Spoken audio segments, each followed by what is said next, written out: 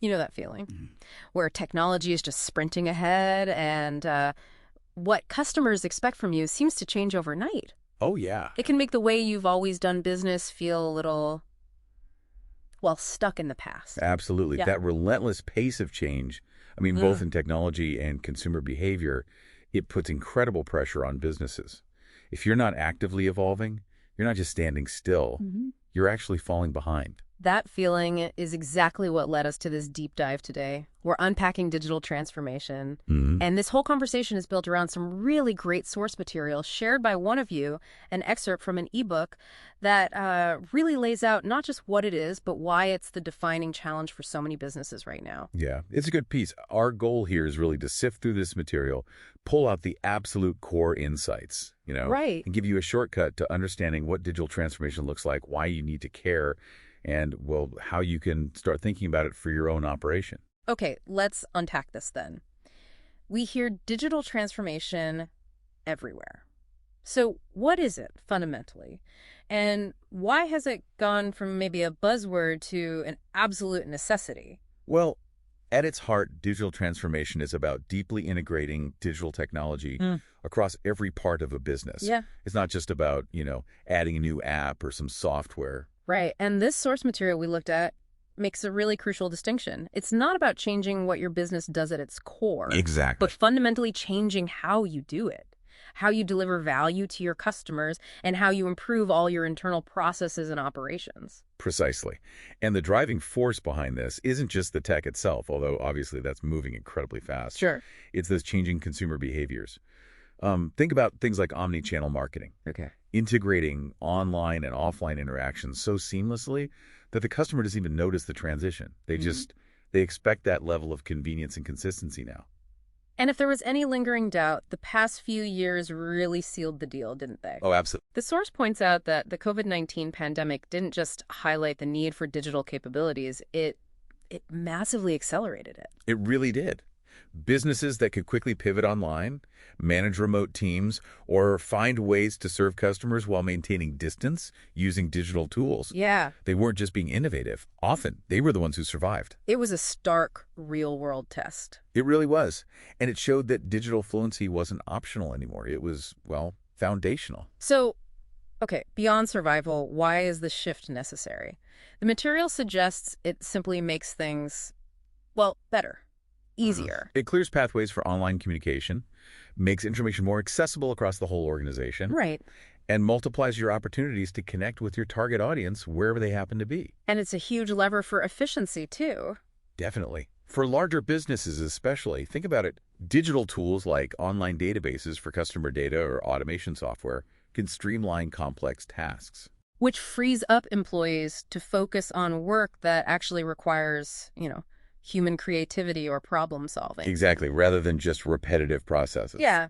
And there's a really compelling figure mentioned in the source, something like 70%. Yeah, 70% of businesses that are actively using or seriously implementing digital strategies find it worthwhile. Yeah. That's a massive majority, seeing tangible returns on their investment and effort. That's huge. And tying back to customer behavior, your customers expect you to meet them where they are digitally. Right. Whether it's having a simple, accurate Google My Business profile so they can find you, or offering a chatbot on your website or social media to answer basic questions instantly. Mm-hmm. That digital presence isn't really a bonus anymore. It's baseline. So you're convinced you need to do it. Yeah. But how do you actually approach something this potentially massive? This seems like the tricky part. It can be. Mhm. But the source provides a really practical framework, actually. It breaks it down into 4 essential questions to build your strategy around.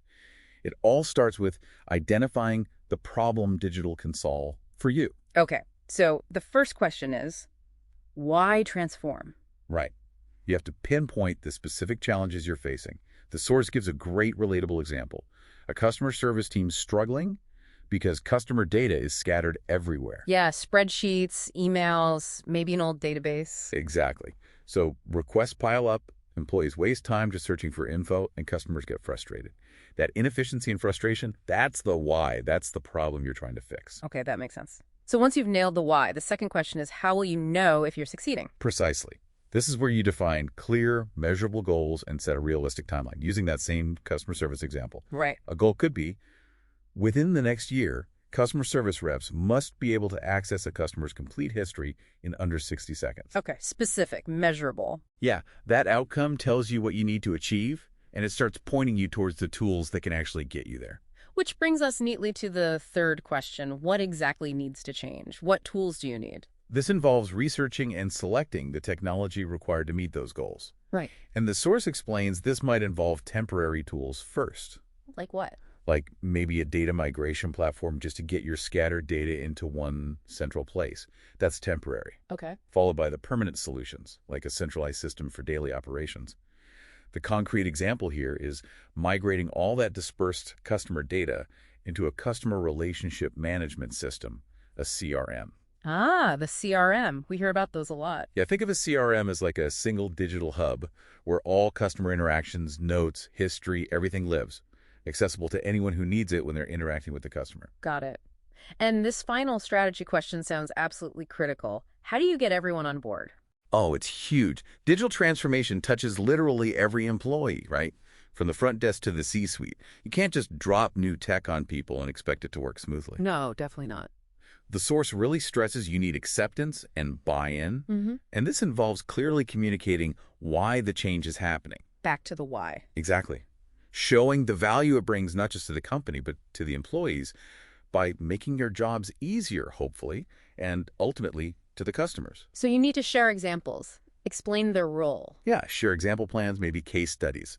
Explain their role in the process, and most importantly, create genuine opportunities for employees to ask questions and provide feedback. They need to feel heard. Getting that internal alignment really does sound non-negotiable for success. It really is. And beyond that core framework, the source also outlines a few supporting steps for making the strategy concrete. Like what? Well, one key step is researching the landscape. What are others in your industry doing? What are the broader market trends? Okay, competitive analysis. Right. Competitive analysis shows you how your peers are leveraging digital, and market research helps spot upcoming shifts. This kind of research isn't just about copying others, though. No. It can spark ideas and show you opportunities to potentially innovate even further, maybe do something better. Right, learn from them, but maybe leapfrog. Okay. And then there's the money. And of course, none of this happens without resources. Planning the budget is absolutely essential. Digital transformation can involve significant costs, software subscriptions, potentially new hires with digital skills, Training. and crucially, training for existing employees. That's a big one. And the source wisely flags that you should anticipate unexpected costs too. Ah, the unknowns. Yeah, because navigating this territory is often new for everyone involved, so things pop up. Okay, that's good advice. Plan for the unknowns. And then actually making the plan. A very practical piece of advice is simply creating a detailed plan. The source mentions a 7-week template as an example, but the core idea really is to break the transformation into small, manageable phases. Not trying to boil the ocean. Exactly. Trying to flip a switch and change everything at once is just confusing and overwhelming for people. Instead, tackle it step by step. Maybe start with an internal audit, then focus on data migration, then perhaps the website, followed by marketing tools, social media, sales flow, Phases. Phased implementation helps everyone adapt. It's much more manageable. Makes sense. Okay, so speaking of tools, the source highlights several categories that seem to form the backbone of a digitally transformed business. Yeah, definitely. For boosting internal speed and collaboration, instant messaging tools are key.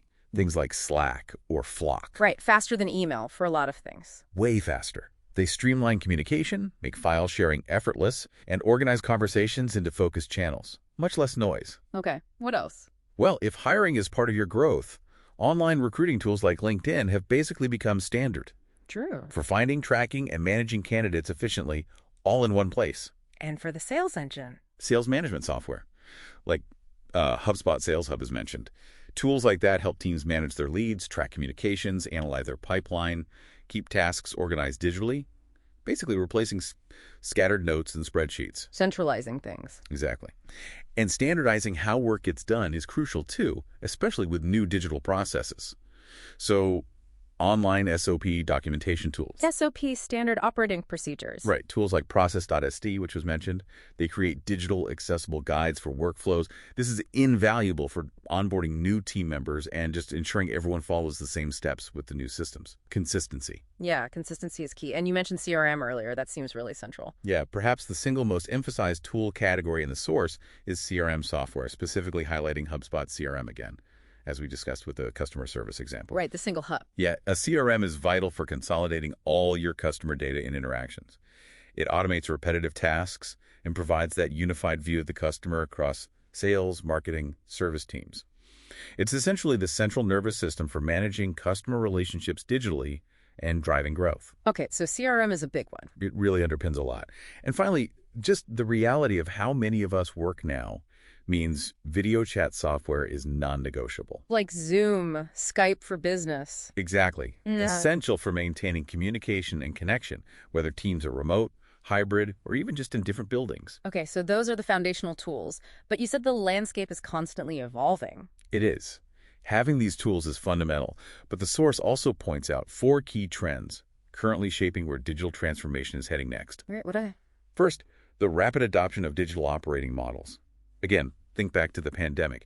It forced businesses to quickly build capabilities to operate digitally. Online ordering, virtual consults, remote work. All of that. This trend shows that businesses aren't just adding digital tools anymore.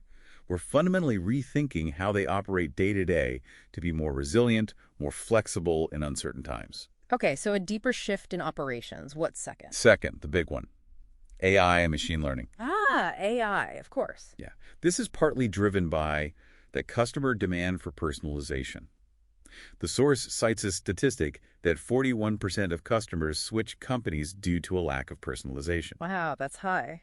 It is. AI and ML enable things like personalized product recommendations, tailored content, think Netflix recommendations, but for your business. Right. But they also drive massive internal efficiency by automating repetitive analytical tasks. McKinsey, for example, predicted automation could boost productivity by something like 14% annually. Huge potential impact there. Okay, what's the third trend? Third is location-adaptable technology.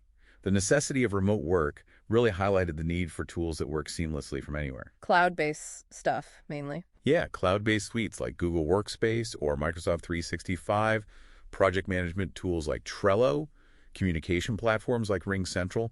The source notes that flexible work models, hybrid or remote, are likely here to stay for many organizations. Makes sense. And the last one. And finally, something really critical, but maybe less glamorous, API security. APIs, those are the connections between different software, right? Exactly. Application programming interfaces. As businesses connect more digital systems and collect more data, think customer banking info, app data, personal details, securing those connections becomes absolutely critical. So how do you secure them? The source emphasizes measures like encryption, which scrambles data so only authorized parties can read it, and two-factor authentication, needing that second code or confirmation beyond just a password. And why does this matter so much to the customer? Because trust is everything. The source highlights that 84% of customers are loyal to companies they trust to handle their data securely. Good security isn't just an IT issue. It directly builds customer loyalty. 84%. That's a powerful connection. Seeing those trends really underscores that this isn't a one-time project, is it? It's an ongoing journey. Absolutely. Continuous adaptation. And the source also gives us some compelling real-world examples of companies navigating this. Oh, good. Let's hear some. Well, Nike is a great case study. They focused heavily on mobile transformation, using AI for personalized recommendations in their app. Okay. And even developed a foot scanning tool. That tool was particularly smart during the pandemic, allowing customers to get precise sizing and order online safely. Clever. Who else? Then there's WePal, an HR tech company. They've digitalized the hiring process using AI and ML to power online video interviews. Ah, very relevant recently. Became indispensable when in-person meetings weren't possible, allowing companies to keep recruiting seamlessly. Good example. Target offers another look at bridging the physical and digital worlds. Over years, they've added tech in stores like self-checkout, sure. But their crucial move during COVID-19 was rapidly scaling their curbside pickup option for online orders. It's perfectly married e-commerce convenience with the accessibility of their physical stores. Right. That became huge. And finally, a fascinating example from the cultural sector, the Museo Nacional Thyssen-Bornemisza in Madrid, a museum. A museum. How did they transform? When they had to close, they transformed digitally by creating online gallery tours. It allowed people worldwide to explore their collections remotely. It just shows how even institutions traditionally focused on physical presence can adapt. That's brilliant. So these examples illustrate that while the specifics vary, Yeah, the core principle of using technology to fundamentally change how you operate and deliver value is pretty universal across industries. that's the key takeaway. Okay, so summing up this deep dive into the source material then, digital transformation isn't some magic bullet, and it's certainly not always easy, No, it takes work. but it is absolutely essential in today's world. It requires a clear strategic plan built around solving specific business challenges. The why. Selecting the right tools to enable those changes, and perhaps most importantly, bringing your entire team along on the journey, getting that buy-in. Yeah, it's about more than just staying relevant. It's about adapting to the expectations of modern customers, driving efficiency, and building resilience in a fast-changing environment. The value, as that 70% stat suggests, is definitely there. Okay. Given how quickly technology and customer expectations are still evolving, here's maybe a final thought for you, our listener, to consider. Looking at your own business today, how prepared is your operation to truly embrace the digital tools and processes we've discussed? And maybe based on this conversation, what's one concrete step, even a small one, you could take this week to start moving your team further along that path?